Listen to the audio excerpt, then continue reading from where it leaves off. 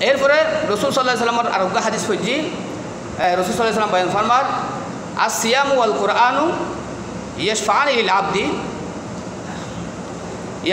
ইয়াকুলু সিয়ামু মানাতুহু তাআমা ওয়া শাহাওয়াতি আই রব্বি মানাতুহু তাআমা ওয়া শাহাওয়াতি বিন নাহার ফাশাফিনি ফিহি ওয়া ইয়াকুলু কুরআনু মানাতুহু নাওমা বিল লাইলি ফাশাফিনি ফিহি ফায়ুশাফাআন। হদ্দে রসুল সাল্লাল্লাহু আলাইহি ওয়াসাল্লাম হদ্দে এই রোজা আর কোরআন বন্দার ব্যাপারে আল্লাহর কাছে সুপারিশ করিব। কি সুপারিশ করিব? রোজায় হইব দেখি অহুদা আই এই বান্দারে তোমার এই বান্দারের দিনের বেলায় ফানাহার স্ত্রী সহবাস এই নতুন বিরত রাখি, সুতরাং তার বেলায় আর সুপারিশ করবো তার জান্নাত দান করো, তার জান্নাতে প্রবেশ করাও। কোরআন হব কি? কোরআন হব তাই তারা রাত্রিবেলায় ঘুমোতুন বিরত রাখি, অর্থাৎ দীর্ঘ সময় নামাজের ভিতরে তারাবি নামাজের ভিতরে কোরআন তেলাওয়াত করছি বা তাহাজ্জুদ নামাজের ভিতরে কী করছি? কোরআন তেলাওয়াত করছি।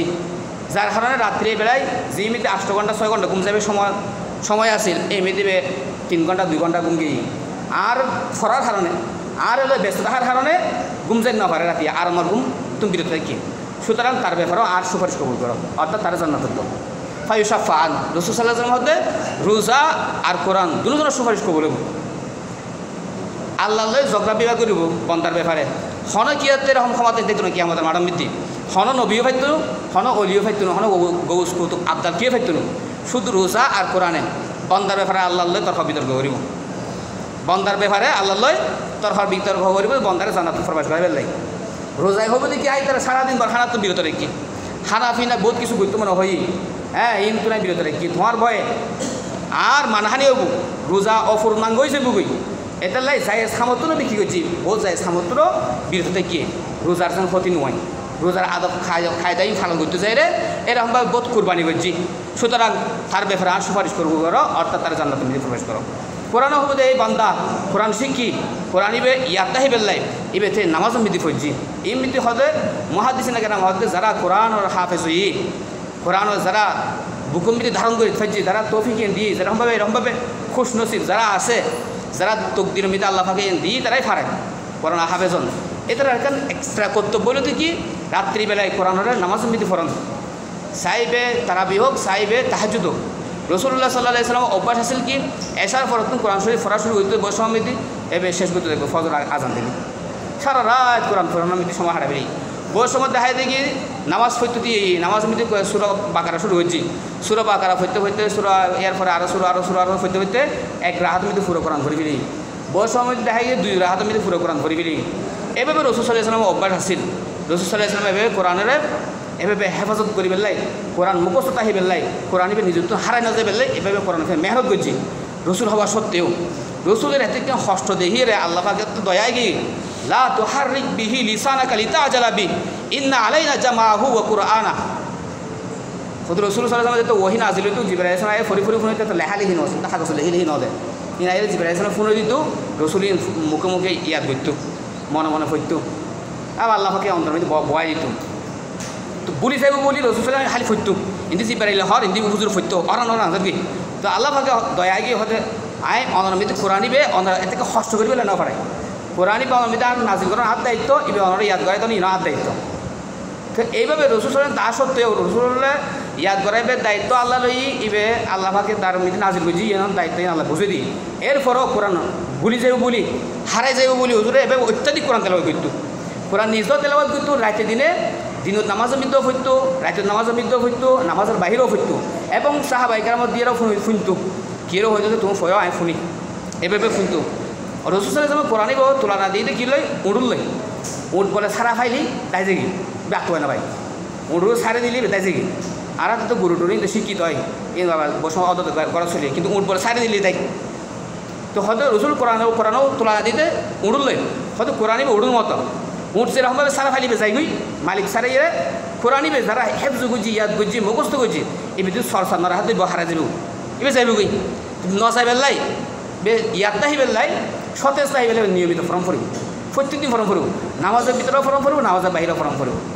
ইমাম বুখারী রাহমাতুল্লাহি আলাইহির ঘটনা আছে এই রমজান মাস আইলি এবার 7 বছর বয়স মধ্যে কোরআন হাফেজ গিয়ে এই রমজান মাস আইলি প্রত্যেকদিন দিনমিতি এক খতম নিত মানে অন্য না হাসো করতো হাজার ফাঁকে ফাঁকে কোরআন শরীফ হইতো প্রতিদিন এক খতম হয়ে যেত প্রতি 3 রাইতে মিলিয়ে এক খতম হইতো, মোট 40 খতম হইতো 30 দিন রোজা যাইলে।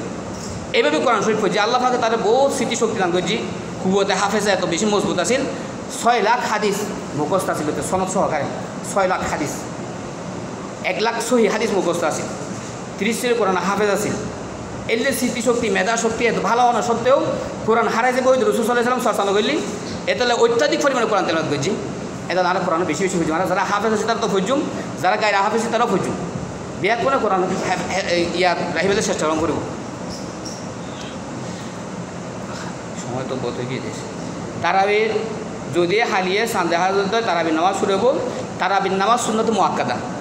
তারাবির নামাজ 20 রাহাত, আর 20 রাহাত করিয়েছি। যদিও এখন বোর্ডিকে হতাহত ওনারা শুনিবেন, কেউ 8 রাহাত হয়, এই রাহাত হয়, সে রাহাত হয়, এই হতে কেন মন করা হতা এই নহন সনদ নেই, গ্রহণযোগ্য দলিল নেই।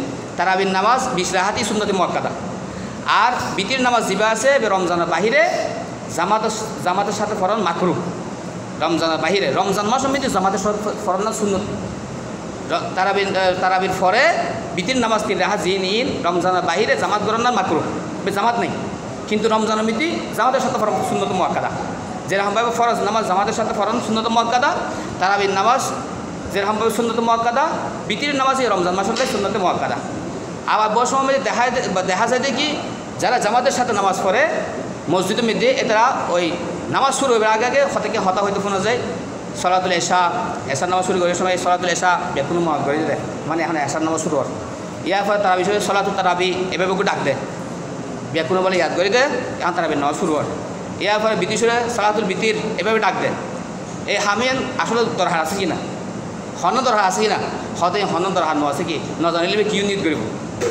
এখন মাসাল হলো কি, মাসাল হলো যে জামাতের সাথে যারা নামাজ পড়িব, জামাতে নামাজ পড়লে ইমাম সাহেবের নিয়ত গ্রহণযোগ্য, মুক্তাদির গ্রহণযোগ্য নয়। ইমামে যিয়ে নিয়ত করব মুক্তাদির ইয়ে নাদাই বোধে। ইমামে নিয়ত করে এশার নামাজর, মুক্তাদির নিয়ত করে তারাবির নামাজর, নামাজ আদায় বোধে কি এশা। কিনলে জামাতের নামাজ আমি ইমামের নিয়ত হলো দেখি মকবুল গ্রহণযোগ্য, ইমামে যিয়ে নিয়ত করবি ইয়েন, সুতরাং ইয়ে মুক্তাদি না জানিলেও কোনো সমস্যা নেই। আর এন করে নামাজ কিনলে হইতেন যে আমরা কি এশার নামাজ পড়তে লিখুন না তারাবির নামাজ পড়তে লিখুন না বিদ্যুৎ নামাজ আমার খবর নাই। এটারা লাই ফাওয়াইলুল মুসাল্লিন আল্লাযিনা হুম আন সালাতিহিম সাহুন। ওয়াইল জাহান্নাম, ওই সমস্ত মুসাল্লি হল্লাই যারা তারা নামাজ সম্পর্কে গাফেল, কি নামাজ পড়া হইতে না পারে, নামাজ পড়ে তো কি নামাজ পড়ে হইতে না পারে, দুর্মুষ নেই। এটারা লাই ওয়াইল জাহান্নাম, অথবা তারা লাই ধ্বংস বরবাদি সর্বনাশ হইতে আল্লাহ হতে সর্বনাশ হইতে ওই সমস্ত মুসল্লিও যারা নামাজ পড়ে ওই সময় কি নামাজ পড়েন, হরাহাত পড়েন, এশার পড়েন না তারাবি পড়েন না বিদ্যুৎ পড়ার খবর নাই। এরকম অবস্থা তো নারা তো বাসন করবো, আর নত ওয়াইল জাহান নামাজ জং করবো, ন তারা তো ধ্বংস আল্লাহ জিন কামনা করছি নারাতেও। ওই সমস্ত মুসল্লি আল্লাহ জিন আং সলাতিম সাহুন, তারা নামাজ সম্পর্কে তারা বলি দেখি কি নামাজ পড়ে ইয়াদ নেই, সুতরাং আরাতে বাসন পড়বে। এই সমস্ত হতায় নারাত হওয়া দরকার নাই। সালাতুল তারাবি, সালাতুল এশা, সালাতুল বিতির এই ধরনের ডাক না হওয়া দরকার নাই, এর বাজে হাম ফালতু হাম।